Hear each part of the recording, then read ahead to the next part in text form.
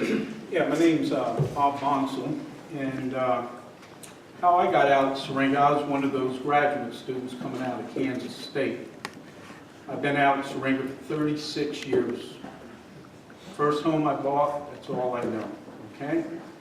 And how I came out from Kansas State, that's where I got my graduate degree. I drove in a 1967 Opel, stacked from the roof up with stuff, with racks, bicycle rack on the back seat loaded. Just, I would park in parking lots, take enough out so I could sleep at night, and then continue the trip on out here. So I was one of those graduate students, and came out here. Richard Waldron, I mean, I looked like, I don't know if you watched the old Star Trek movies with the guy that had the black face and the white, you know, Captain Kirk. That's what I looked like. I was sunburned on one side, white on the other.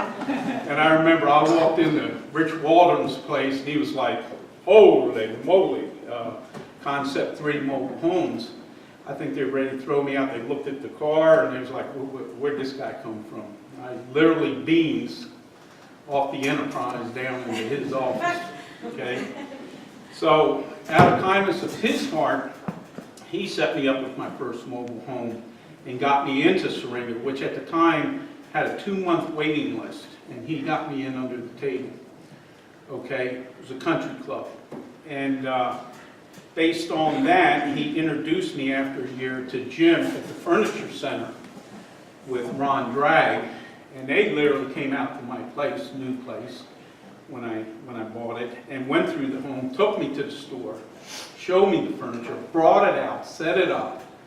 What I didn't need, they took back. And then on top of that, let me pay it off in monthly payments. That's the old Moscow, I remember. I was like, wow, what great people. You know, they don't even know me, my credit's good, I don't have to sign anything. So that's how I started out, and I haven't left since. Now, since then, I'm a biochemist at WSU. I received the President Excellence Award at WSU in 1999 for my innovative research. I have now contacts with some of the top 50 pharmaceutical companies in the world, not the country. And so I came from nothing to something. Reason why I'm saying this, we're not all drug addicts and scumbags out there. There's a lot of pride. We're the lifers, 36 years. Amy Pace has been out there since she was 3. I remember when she was a little kid running around. The problem, okay, I'm facing now is to keep this high profile. I am currently involved in what they call biomarker research. I am the first in the world to demonstrate it can be applied to the agricultural sciences. I have all the pharmaceuticals and instrument companies on my side on this. I'm going to be the first in the world to apply this to the agricultural sciences instead of the medical field, which is going to change the outlook of agriculture in this country and in the world, okay? My problem is this: in dealing with this in these time frames, you have to be out, have to move, dealing with realtors. What I do with my contacts takes extreme energy and focus. It consumes your time, especially right now in the winter. These are 18, 36-hour days. I can't do that anymore. I have to deal with this problem. And this would be like a private home business owner saying, wow, I got a mess here, spent a lifetime establishing his clientele, and then having to shut the doors for 6 or 7 months. You lose all that. You come back, you're done. You can't keep up with the pace, you fall behind, guess what? So that's what I'm facing in a career right now. I have to deal with this, I can't be out on the street. Now, to ruin someone's identity, there's 3 factors. Take away their life, which means their housing, financial stability, and their career. You've just destroyed that person. Okay, housing, you can live with 2, but not all 3. Housing, you lose your house, you have financial stability, you have a booming career, you just move. get another house, sell the house, put it as down payment. Financial instability, you have your house, it's paid for, that's your focal point, that's your home base. Booming career, you double up your time, you can bring the finances back. Lose your career, got the house paid for, good financial stability, what the hell, we had a good run, time to retire. So you can lose one of the three, the other two, okay. You can't lose all three. That's where I'm at, and that's where a lot of people are at, the lifers at Syringa. They're losing everything, starting a new life. Okay, this problem with the red tags. Now, this is very important. She's my coach.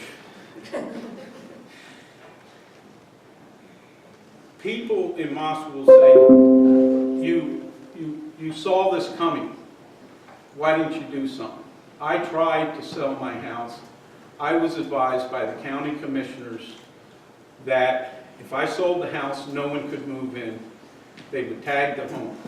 So what we ended up doing was being held hostage to the house and in that part. But we were still responsible for paying rent. I was paying 4 months in advance. Okay, so they have the water, they have the sewage, there's a little bit of hiccups. We got to pay rent, but we can't sell our private property. Now, I have an official statement from Ford Essler, who's the attorney at law, the bankruptcy attorney for the class action suit. He writes me, you also indicated that you could not sell your mobile home in place. That simply is not true.